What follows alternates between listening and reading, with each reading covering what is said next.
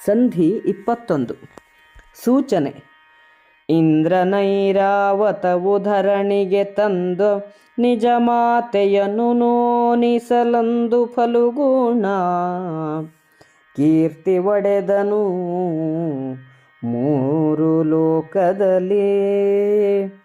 ತನ್ನ ತಾಯಿಯಾದ ಕುಂತಿಯ ವ್ರತವನ್ನು ಸಾಂಗಗೊಳಿಸಲು ಅರ್ಜುನನು ಇಂದ್ರನ ಐರಾವತವನ್ನು ಭೂಮಿಗೆ ಇಳಿಸಿ 3 ಲೋಕಗಳಲ್ಲಿಯೂ ಕೀರ್ತಿಶಾಲಿಯಾದನು. ಕೇಳು ಜನಮೇ ಜಯ ಧರಿತ್ರೆ ಪಾಲಹಸ್ತಿನಪುರಕ್ಕೆ ಮುನಿಗಳ ಮೌಳಿ ವೇದವ್ಯಾಸಭಿಜಯಂಗೈದನೊಂದು ದೇನಾ. ಕೇಳಿದನು ಧೃತರಾಷ್ಟ್ರ ಭೀಷ್ಮಗೆ ಹೇಳಿದನು ಋಷಿ ಬರವ ಹರುಷದಲೀಲೆಯಿಂದಿದಿರ್ಗೊಂಡು ತಂದರು ರಾಜಮಂದಿರಕ್ಕೆ. ಅರಮನೆಗೆ ನಡೆ ತಂದನ ಋಷಿ ಧರಣಿಪತಿ ಇದಿರಾಗಿ ಬಂದನು. ದರ್ಶನವ ಮಾಡಿದನು ಪಾದಕ್ಕೆರಗಿ ಭಕ್ತಿಯಲ್ಲಿ.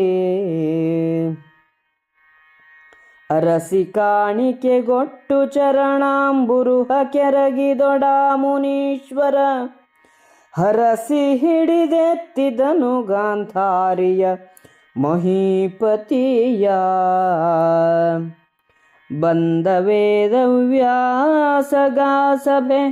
ನಿಂದು ಕರಗಳ ಮುಗಿದು ಹರುಷದೊಳಂದು ವಿಜಯಂಗೈಸಿ ತಂದರು ಸಿಂಹವಿಷ್ಟರಕ್ಕೆ.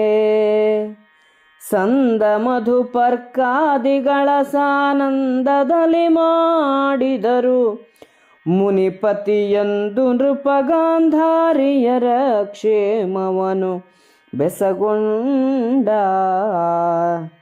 ದೇವ ಮುನಿ ನಿಮ್ಮಡಿಯ ಕೃಪೆ ಇರಲಾವು ಸುಕ್ಷೇಮಿಗಳೇ.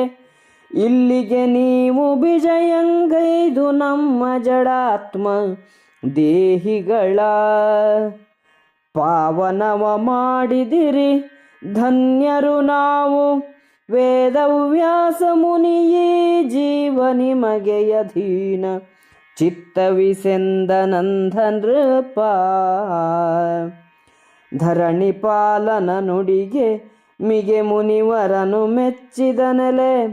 ನೃಪತಿ ನಿನ್ನ ರಸಿಗರು ಹಲು ಬಂದೆನೈರಾವತದ ನೋಂಪಿಯನು.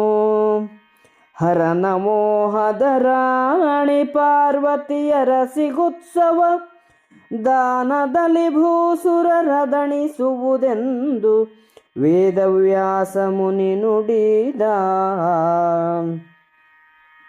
ಒಂದಾನೊಂದು ದಿನ ಮುನಿಶ್ರೇಷ್ಠನಾದ ವೇದವ್ಯಾಸನು ಹಸ್ತಿನಾಪುರಕ್ಕೆ ಬಂದನು. ಇದನ್ನು ಧೃತರಾಷ್ಟ್ರನು ಭೀಷ್ಮನಿಗೆ ಹೇಳಿದನು.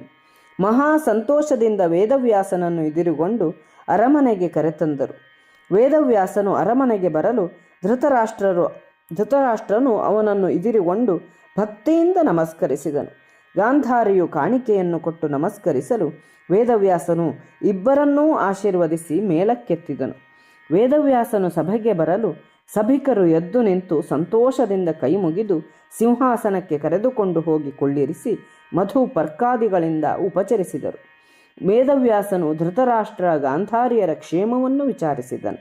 ಧೃತರಾಷ್ಟ್ರನು, ದೇವರ್ಷಿಗಳೇ, ತಮ್ಮ ಪಾದಕಮಲಗಳ ಕೃಪೆ ಇರುವುದರಿಂದ ನಾವು ಕ್ಷೇಮದಿಂದಿದ್ದೇವೆ. ಜಡಾತ್ಮರಾದ ನಮ್ಮನ್ನು ಪುನೀತರನ್ನಾಗಿ ಮಾಡಿದಿರಿ. ನಾವು ಧನ್ಯರು. ನಮ್ಮ ಜೀವವು ನಿಮಗೆ ಅಧೀನ ಎಂದನು.